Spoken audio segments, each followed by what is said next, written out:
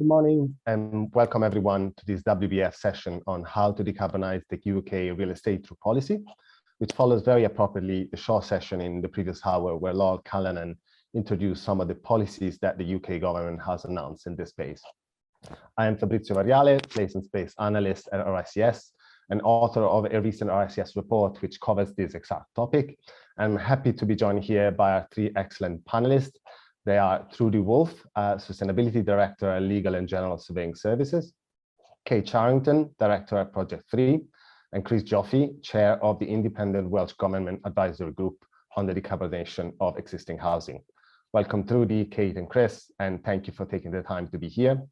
Now I will ask you to very briefly introduce yourself to the audience to tell us what is your background and what it is that you currently do. I'll go first to you, Trudy. So Trudy Woolf, Sustainability Director, Legal and General Surveying Services, as you've mentioned. So heavily involved with supporting lender clients in the space of climate change and sustainability. And also we've got a really strong workforce of chartered surveyors that we also support as well. Thank you, Trudy. Kate, to you. Yeah, so hi everyone, thank you for joining today. Kate Charrington, Chartered Surveyor, historically registered valuer, but I set up Project 3 in 2020 with the sole purpose of actually supporting residential surveyors to integrate sustainability into their home surveys, specifically focusing on sustainability and standards. Thanks, Kate. Chris. Chris, you're on mute. I had to do that, didn't I? Hello, everybody. Chris Jofeh. I chair an independent group that advises Welsh Government on residential decarbonisation. We've advised the Welsh Government on policy and it's accepted our policy recommendations. We're now advising it on the implementation of that policy. Thank you for the introductions. Now, some of the people in the audience might be already familiar with the RICS recommendations for policy reform that are presented in our recent report. But I thought I'll go through these very quickly to set the scene, and then I will ask our panelists to answer the questions that we have prepared for them, and we'll see if there's any questions from the audience. So just bear with me, and you can see here my slide. So decarbonizing UK real estate, as I said, this is a report that we published in November. The report goes through a number of things, which I will just talk here about very quickly about what the policy gaps that we found in the UK policy for decarbonizing real estate, and the recommendation then follows on that analysis. So in terms of gaps, we think first there's a lack of clear decarbonization targets at the sector and individual building levels, and that is compounded on the other side by effectively the wrong metrics that are used to mandate performance at the level of individual buildings. And I'm talking about building regulations, EPCs, and minimum energy efficiency standards. There is also no coherent plan for a program to support comprehensive energy retrofits of buildings, at least in England. We know that devolved governments are doing different work in the space. There's appeared to be no intention to reduce operational carbon in use by acting on building operations, besides just introducing a disclosure scheme. And there's also a rather glaring lack of regulation on embodied carbon. Now, the recommendations that address these points are effectively, we think that government should define science-based decarbonization targets at the level of individual buildings and at the subsectors. And these targets should be used to demonstrate how the future homes or future building standards, which are effectively upgrades of building regulation, how this will deliver the reduction needed to reach our climate targets. We think that government should really improve the EPC scheme and effectively the calculation methodology that sits behind it, which is the same that works for building regulation. There's a need to make this fit for the different purpose that it serves. There's a need to establish a national program to fund retrofit projects. There's a need to accelerate the current proposal for a national performance-based rating scheme and go beyond that. And there's really a need to introduce embodied carbon requirements. In terms of the science-based targets, the UK has very ambitious targets at national level, but now it's very hard to determine whether the current and the future building regulations requirements are sufficient to achieve those targets. Again, because lack of intermediate targets, but also because of the wrong metrics in policy. The good news is that the UK Net Zero Carbon Building Standard Initiative is collecting data and developing these numbers. And so government should really kind of learn from this and then use this target to work in every regulations in buildings. In terms of building regulations, specifically Patel and EPC, the key issues here is the building regulations requirement are not based on absolute values, absolute numbers, and that is a problem. And also that EPC, which were originally designed only to inform consumers, now they're serving as effectively policy instruments. We think there's a need to present clearly 3 metrics and not just one as the main results of the assessment: the final energy use, the carbon emissions, and the energy cost. It needs to be made clear that these metrics are results of effectively a simulation that assesses the assets rather than a realistic working with the occupants inside. There's also the need to fully digitalize the EPC data, the calculations, and the presentations of it. Then for the national program for energy retrofit, this is something that's obviously very, very important, maybe the most important one. We cannot expect this to happen only through grid decarbonization and heat pumps. We need to have a energy efficiency first principle, which means really focusing on fabric improvement. We need to address both residential and non-residential stock, exploring all the funding opportunities and really learning from successful initiatives, such as the Energy Sprung initiative or others, but also from past mistakes. And for embodied carbon regulation, there is already a fairly detailed PAZ proposal, which is backed by the industry. And this is kind of ready to be adopted, which basically says that the government should adopt a national methodology, should start requiring embodied carbon assessment on building design, but also then introduce maximum limit for embodied carbon. And finally, for the national performance-based rating scheme, this is already a proposal that's in place, but it's been kind of left there for a while. It's good that this is happening. It's good that government is looking to mandate performance monitoring and disclosure, but the next step must be to act on that and find a way, some kind of way to stimulate these improvements on a yearly basis through fiscal incentives or other means. I will then stop and let's get back to our discussion. And on the back of the last slide, which is about the establishment of a performance-based ready scheme, we can mention our online poll, which you can see in your portal, which is asking a relevant question. And that is, should the government develop a policy to lower carbon emissions from building operation via fiscal incentives? So to clarify, this is about non-residential buildings only, and the people who in this instance are responsible for lowering the emissions are the owners and the occupants. Please take a moment during this session to answer the poll, and we will comment on the results at the end. Now let's start our discussion with Trudy, Kate, and Chris. I will first go to you, Trudy. I have a couple of questions for you. First, I want to ask you, what do you think that we as an industry could we be doing to support decarbonization of the UK's housing stock? Yeah, and I think it's a really good question, actually. And I think it's such a wide topic area. Got to be careful not to see this as too much of a wide task that you can't deal with it. And I think for me, it's small steps to start with on how you look at that. I do think, to be honest, it's a collaboration across a number of sectors. So I wouldn't say it's particularly necessarily just with lenders and surveyors. I think there's a wider piece there, collectively and collaboratively across with conveyancers, mortgage advisors and brokers to sort of help on that journey, because you think where customers are going to go to probably go and get that advice, they're going to start somewhere on that part of the journey. And I think really just demonstrating to homeowners the risks of owning a poorly performing property and the challenges that's going to bring in the future. And I think it's also important to just stress that, not forgetting, there's around 50% of the owner-occupier market that don't actually have a mortgage. So there's an untapped resource there of people that need support in that space as well. So I think absolutely, as surveyors, to get that really good quality professional advice, that would be a really good starting place. Getting that expertise, knowledge, and experience to help shape policies, to help provide advice through lenders to customers as well on how their properties are and how they function. I think there's also a challenge there that we can help with the education piece. And again, that sits across a number of sectors. I think education is really key here. I think most people don't really understand how their properties work, don't really understand how they're operating them. It can be as simple as turning the lights off and having shorter showers, as you know, the Climate Change Committee report have indicated, against just fully retrofitting a property without actually having that wider knowledge and understanding. So I think it's really important to get that education piece and advice out there. You know, we've seen some green shoots. We've seen some changes to the building regs, the interim changes last year.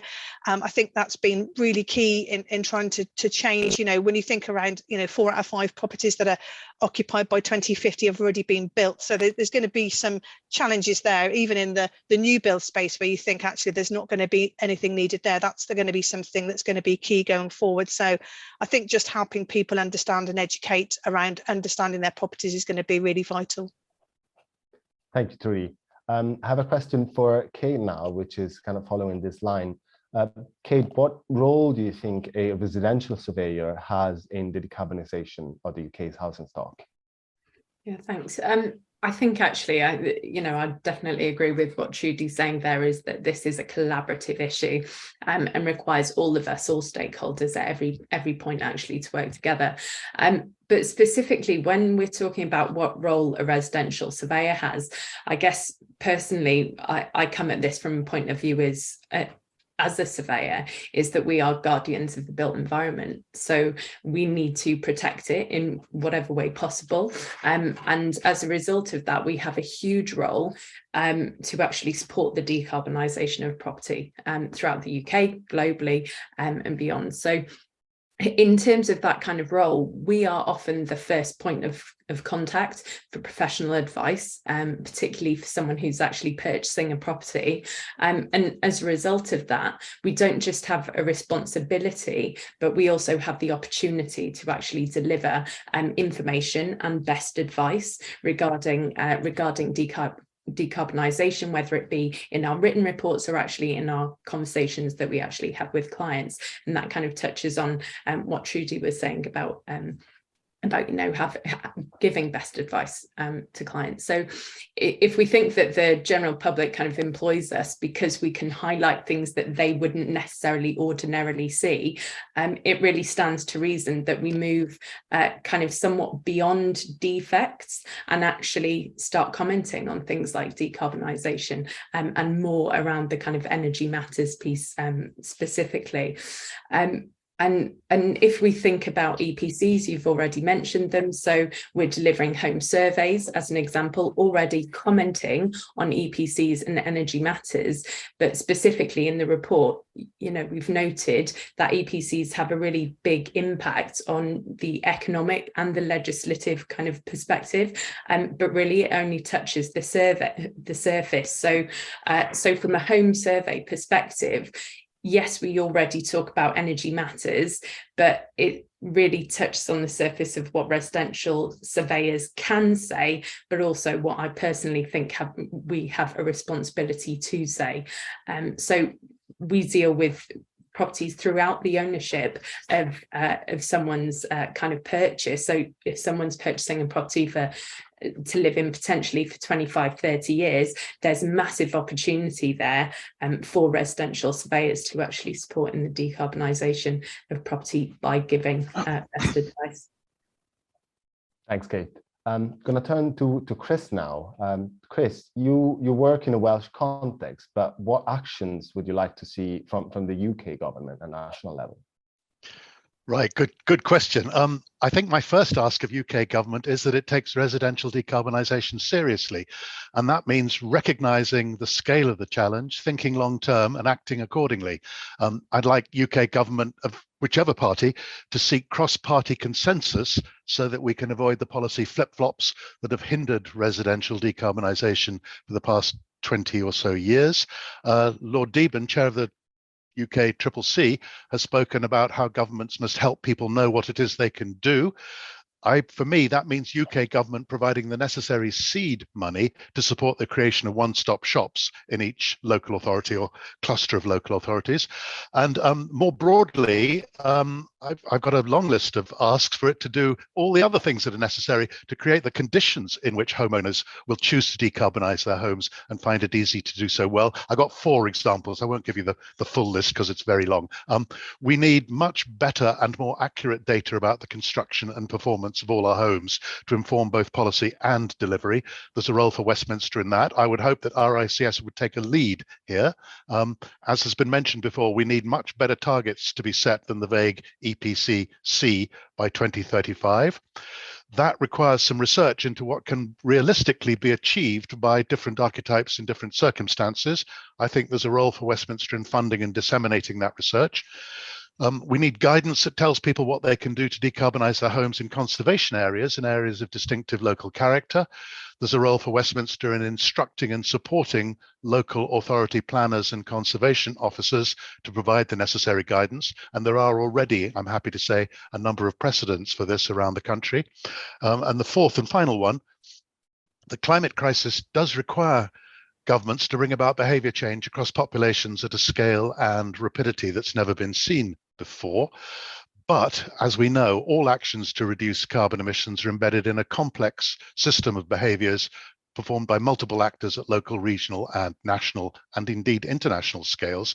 So I think we need some thorough system mapping to identify the people and organisations that influence private homeowners, followed by the application of well tried and tested behavioural techniques to identify and bring about the necessary actions by those actors so that homeowners do have the capability, the opportunity and the motivation to decarbonise their homes. And I think there's a role for Westminster in funding and disseminating that work.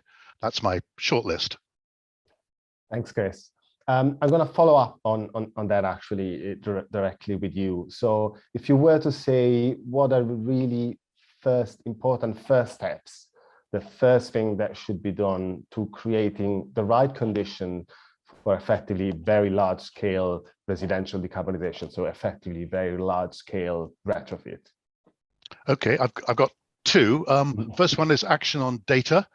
I think where UK government can most help immediately is on making smart meter data available to trusted organisations under the appropriate confidentiality protocols. As you've said, I'm based in Wales and we are seriously hampered by the lack of residential energy consumption data. Right now, there is no way to determine whether anything being done by Welsh government makes any difference to residential greenhouse gas emissions. And I'd like to see actions on targets. As I said, EPC-C by 2035, much too vague, too challenging for some homes, not challenging enough for others. I'm urging Welsh Government to do this for Welsh housing, and I'd like to see BEIS and DLUC cooperate to sponsor the necessary research to set appropriate targets with the appropriate metrics for English housing.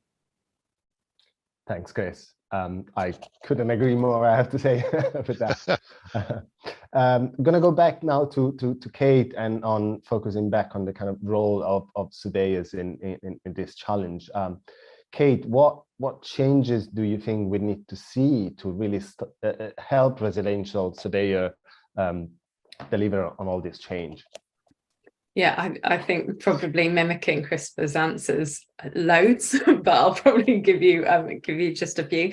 So again, actually kind of mimicking what Trudy said. So education, and that's not just about education for consumers, it's actually education for surveyors as well. I think in my experience, I think residential surveyors have a kind of headline understanding of issues around decarbonisation and energy, but it's not deep enough to actually best advise consumers where needs be. So I think understanding the fundamentals is really important, and how we can actually drive that through, whether that's kind of comment and advice on fabric efficiency, heat loss, embodied carbon, what these things mean, but also actually helping residential surveyors to understand how those aspects actually relate to them in the work that they do from a day-to-day perspective. Adaptation of home survey standards is another thing, to actually help surveyors feel that they can particularly explore more areas around decarbonisation without feeling liable for what they say and being designated as a decarbonisation or energy expert. I think that's probably one of the kind of biggest barriers that I've kind of spoken to a lot of surveyors about, in terms of the fact that they are worried about the liability of putting certain comments or certain kind of advice into reports. Red book valuation enhancement. So, methodologies of actually how to assess value against decarbonised property, or essentially how to assess the value of renewable technology within property. It's all very well kind of valuing one property with solar panels, one without, one with solar thermal, one without, but what does that actually quantifiably mean? I'm not necessarily advocating for a prescriptive kind of figure for that, but certainly I think there needs to be much more guidance and a better methodology in how to actually do that from a valuation perspective. And then coming back to EPCs, certainly kind of removing the what I would say is, I guess, a little bit of a tick box exercise. So it's very much a today perspective. So does this property meet EPCE requirements? Yes or no? Okay, well, that's how it stands today. But actually, in terms of a long-term view, what is the decarbonisation potential of a property? I guess so. How is it actually going to stand the test of time against the trajectory of how we're seeing MEES manifest over the next kind of 10, 15 years, particularly? Thanks, Kate. Very good points. I'm going to go to Trudy with a question, but just before that, I want to remind the audience that you can submit questions for our panelists just in the panel that you see, and kind of should be on the right side of your screen, and we'll be asking them in a few minutes. Now, Trudy, to get back on actually what Kay mentioned about the valuation point, we know that there is obviously a value, at least theoretically, between energy efficiency and the value of a property. There is a relationship, but we started to see that in a more marked way, that direct relationship between energy efficiency and the value of a property. Yeah, and I think this dovetails quite nicely into some of the comments that have been made, but I think it's important to think about how the market actually functions, and it is supply versus demand, and we've definitely seen that last year. So I think, will we start to see greener, more energy efficient properties then generate more demand in that space? So, there's been a number of articles that came out last year, some lenders and some other reports around, people are definitely searching for that online more. They're looking at that. It's almost becoming part of their approach when they're looking at purchasing a property. So as much as location and condition has always been really key for people, are they now starting to think, actually, what is this property going to cost me to run? Does that form part of their decision making when they're looking at buying a property? I think if we'd said 18 months ago, probably not, but we've definitely seen that shift change now with the increased energy costs. So people are looking at those properties in a slightly different vein than they were before. So I think there's a couple of things to think about there. There's also, what incentivizes people to actually make improvements, energy improvements to their property. Will they be incentivized by the fact that if they spend £200 now, that it's in 20 years time, that's going to give them a return? I think historically that's what we've seen, but I think what we are now seeing is that might increase the value of their property, or probably, I would say, make it more attractive. And I think we just need to be really careful on that, because, as surveyors, and as Kate's mentioned, working line, RICS Red Book, reflecting the market, not setting it. But, there is going to have to be something in that space, as Kate's mentioned, around how valuers are looking and attributing those greener energy efficiencies on a property in relation to value. So I think this will the market will dictate that, and then comparables will obviously be used in line with that. But I think it's very important to see that we are starting to see that correlation between energy efficiency, running costs, and therefore how attractive that property is on the open market. we know, and reports have been out, green features are seeing as a selling tool. I think that's very much been something we've seen a lot more of, and people are looking at making those improvements to their property, not just because of the energy bills, but if they're looking to sell, that just, like I said, makes it a little bit more attractive. So I think it's just making sure we get the balance there. And of course, not forgetting, you've got people that are living in properties that would love nothing more than to be able to retrofit their property, or would like to spend the money on it, but just can't afford it. So I think there needs to be a bit of a balance. And just touching on the point that Chris made earlier, changes to government policy incentives, used to increase that demand and support and deliver that sort of net zero carbon, because the 2050 date, which we've not talked a huge amount for, is obviously there in the distance to think about. The small steps we need to get to that point. So it's supporting people that are in properties that are going to be difficult to retrofit, those that are grade 2 listed, grade 1 and 2 listed, as well as those people looking to afford to. So we might start to see that playing out in the market, but I think it's just being careful how we approach that and that people are supported in that space. Thank you very much, Trudy. I don't see any questions from the public, but I have questions anyway for you. For all of you, first I would like to ask you if you want to comment in any way on the recommendations that I've gone through quickly before, also in relation, maybe if you were aware of what Callanan said in the previous session, if there's anything you think that we missed in that, is there anything that you think that should be added in there? Not sure. Yeah, Chris, go on. You're on mute. One day I'll learn to unmute myself. My apologies. I think that your report was excellent. I'm in agreement with much of what it says. There's just one word use I would challenge. When you're talking about changing people's behavior, the word that's usually used is incentivize. There are other ways, there are other types of intervention that can be applied to change behaviors. And if you talk to the behavioral people, there's a long list of them. So it's not just flinging money at them that will change the behaviors. You have to change the physical and the social environment in which they operate. They may be able to afford to retrofit a home, but unless they know what to do, they won't do it well. And unless the local builders merchant stocks the right materials, and you can find suitably experienced small builders to do the work, you can't get the work done either. So there's a lot more, I think, to changing behavior than just incentivizing people. But otherwise, excellent report, and I'm completely in agreement with it. Thank you, Chris. Can I just add to that? Sorry, just to add, and I think that's really key. And I was just going to mention that, Chris, actually, but I think that's really important. Infrastructure needs to be in place, and we're looking at retrofitting. So it's materials, availability of installers, and people to actually complete that work. So I know that's something the RICS are looking at as some standards, but I do think that's really important to highlight that, because that's going to be also key to supporting people on that journey. Yes, it's not a socially normal thing to do at the moment, the way having a new kitchen or bathroom is socially normal, and we need to make it socially normal. Yeah, and hassle factor, because this doesn't come alone, does it? When people are looking at retrofitting, some of it can be quite disruptive. So that's something else. What's going to be the incentive to somebody to do that? Yeah, it needs to be as easy as going to IKEA and saying, design me a new kitchen. Yes. Very good point. Kate, I think you wanted to. Yeah.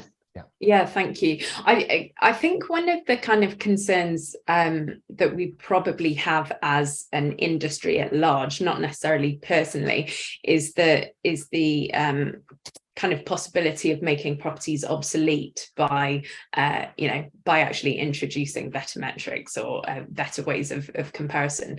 And I think from a residential surveyor's perspective, kind of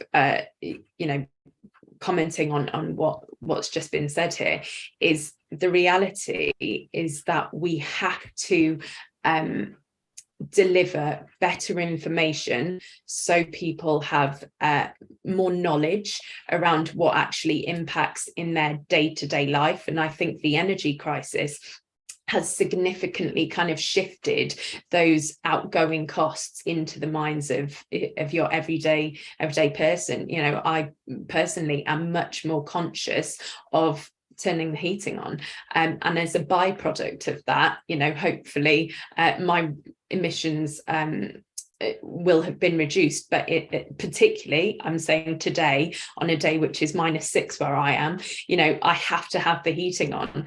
And if we can make it such that properties actually reduce the heat demand that is required, then all the better. And there will be a kind of a coupled benefit of, you know, saving money, but also reducing emissions at the same time. So yeah, just going back to my point about the worry about making properties obsolete, I think that we should have a kind of strategy to better manage that, and that will only happen through more data, like Chris has mentioned, more information about what can be done in designated areas and that kind of thing.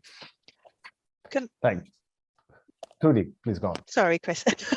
Just to add on to that, I think it's also really important that, you know, as an industry that's not regulated. So what you want to be careful is that anybody that's improving their properties in terms of, you know, solar panels on a roof is understanding, getting that right advice from a surveyor to understand the condition of a property before you're retrofitting. You know, I've heard all sorts of stories about people putting external sort of cladding on a property where it's already damp and just making that worse. So, you know, it's really careful that you're not making that property more poorly performing than it was originally. That's an issue for a lender perspective, but also, you know, in terms of trying to sell that property as well. So I think as an industry, there needs to be some framework around that. I think as Kate sort of alluded to, around how that is structured and what people are doing to those properties rather than making them worse, which we wouldn't want. So that there's a little bit of caution there, I think. Sorry, Chris. No, that's fine. I've spoken a lot already. I think that the question of stranded assets is a really serious one we have to look at. There's people who cannot afford to upgrade their homes, but will either need to or be required to. There's also homes where if you fling £20,000 at them, you don't change the value of the property at all because of the area they are in. I think there's a big role for data in helping identify that. Here in Wales, we do have an all Wales building stock model created for us by the UCL Energy Institute. That's got the physical data about the homes. We can start overlaying that with socio-economic data, data from people like Rightmove about, you know, value of homes and so on. We can start to identify the homes that will be stranded, and at least that gives government something to think about in what it should do to alleviate that problem. Thanks, Chris. I have a quick question on this aspect, on particular aspect, because we all, you know, are very aware of the cost of living crisis, and we mentioned that this may be a factor that pushes people towards looking at an energy retrofit to effectively save money. But we also then mentioned the fact that people are also looking to do the energy retrofit to add value to that property. I was wondering if you've seen also effectively a push or a request for energy retrofit motivated by environmental concern, if there is maybe a part of the market that's motivated by that. Kate. Yeah, I think from my kind of conversations with wider kind of industry colleagues, I think certainly there seems to be a drive from the higher market levels, particularly driven by reputational management. So if effectively, you know, if they're not seen to be doing green, you know, then that could potentially damage their branding. So I think from a kind of higher market level perspective, I think that is true. I think the reality is that environmental concern probably as it stands does not trump financial concern, and we are so kind of determined in society by money that it's very hard to separate those two aspects. You did the introduction at the beginning. I'm a climate conscious surveyor. I also consider myself a climate active surveyor, yet the way that we are in society, many of my decisions still have to be monetarily driven, and we are always trading environmental costs for financial kind of purposes. So there has to be, without getting too kind of too broad, there has to be societal change for there to be a kind of huge change from an environmental concern perspective, I think. And can I just add to that? I think also, you know, the people that I've spoken to in terms of those that have retrofit or on that journey of retrofitting their property have found the whole experience quite challenging.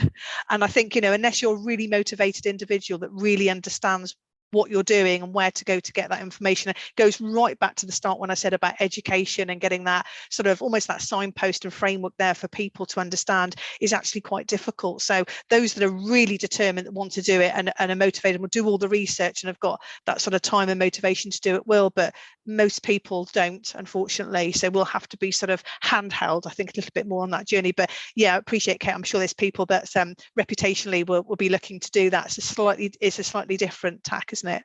Yeah, but also just kind of extending what you were saying there, how many people actually understand what a kilowatt hour is?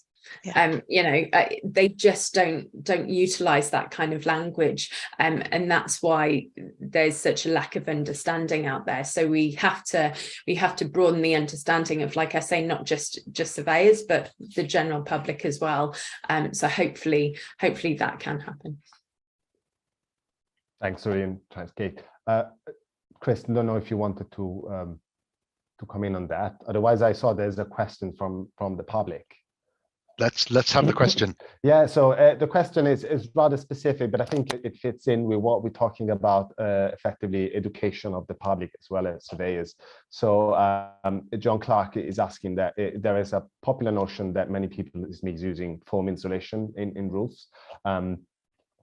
And there's an issue with catching fire, etc. So, I mean, what do you think? There's need to be better government-led education on these topics, on the proper use on some of these products in restoration? Do you think there's an issue there? Chris, go on. I'm not sure it's government-led education, but I think there is a need to ensure that the people who advise homeowners on what is appropriate are properly trained, experienced, qualified, so that they can give the right advice. It's hard to give general purpose advice about foam, or general purpose education, I think, about foam insulation or any other product. When it comes down to your own home, somebody has to understand its construction, its performance, its condition very well, and then rigorously work through what are the different pathways that get that home to net zero. Yeah, I couldn't agree more with that. Sorry, go on. Yeah, I was just going to add to that. I mean, I think there's a few things going on here. I think there's the foam that's been installed necessarily sort of in new builds, it's under regulation. There's also been the widespread use of spray foam in second-hand properties, and I think, you know, that's been hugely topical over the last 12 months or so. And I think it's just people doing this are seen or sold it very much so, seen as an energy efficient way of operating their property and putting that in. But of course, we know that does hamper particularly surveyors going into the roof void and trying to see if there's any issues with damp, because you just can't see any of that rot setting into the roof timbers. So I think there's a few things I've seen with ventilation from bathrooms going into the roof void, and it's got spray foam, and you just couldn't make it up. But these things are there, you know, being out on the ladders and seeing that myself, it is still out there, and people are doing this as a way of providing energy efficiency. It was part of the government incentive we saw last year, that people have taken that up. So, you know, I think something like 250,000 properties that have had this installed and are seeing that as energy efficiency. And, you know, a number of lenders have, you know, tightened up some of their criteria around that. They certainly want, as a lot more hoop jumping, shall we say, that needs to go through in terms of getting these properties readily mortgageable that have had spray foam, in terms of policies and documentation and some invasive work to understand the structure of the roof isn't being compromised in any way. So yeah, hugely topical. So I think there's one element of new build that have had that, have got the proper certification, but then there's a whole series of people that, and particularly, dare I say, sort of older, more vulnerable people, those people that probably living in bungalows that have got quite large roof spaces, that is just a nightmare. Even just removing it, just to add, you know, there's a huge cost involved there. With skips, is trying to get somebody to do it. It is quite labour intensive. It has to be taken off manually. So yeah, it does. And then you're still going to have some certification to somebody qualified to check the roof and structural engineer. So yeah, there's a whole world there, John. Good question, because I think there's quite a bit going on with spray foam. Thanks, Trudy. Kate, not sure if you want to comment. Yeah, I just wanted to say, I think therefore kind of comes with that the requirement for an assessment of some kind prior to integrating any kind of retrofit measure. There's a lot of kind of talk around a kind of spray foam for beneath subfloors, and yet if we continue to do that, you know, I would question, I don't have the data on this, but have we actually undertaken what is needed to ensure that the same kind of issues that we see with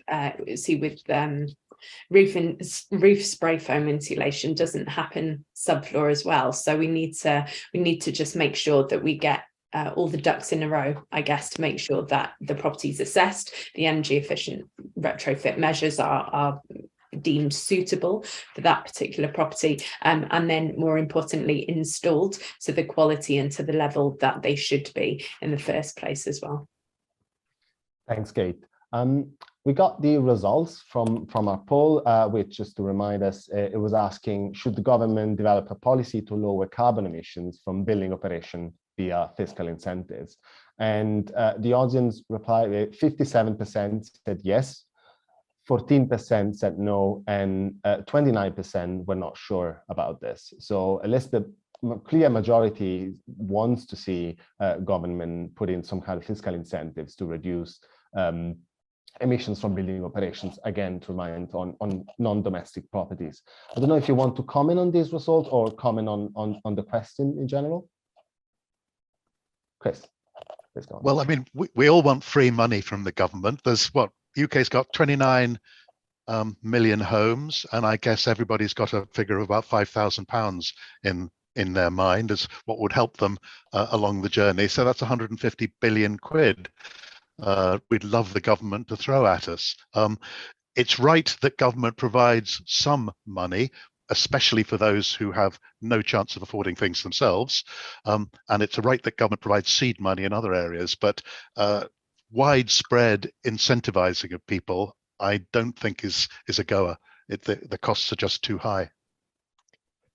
I would just echo that as well, and I think, you know, those poll results demonstrate that actually it's not just seen as a magic wand by the government to come in and throw some money at it. I think, as we've all discussed, you know, there's a whole infrastructure that needs to be there. There's an education piece that needs to be there. You know, there's small steps to that sort of net zero 2050 date that need to be worked through carefully. You know, making sure that it's definitely governed. I think, you know, there needs to be, like I said, the framework in place, and I think those poll results demonstrate they're not sure. Yeah, not sure actually that is always necessarily the answer. I think I'd agree with that. Thanks, Trudy. Kate. Yeah, I think probably sidestepping the question a little bit, but I think, you know, EPCs, they form a huge part of the kind of recommendations within the report.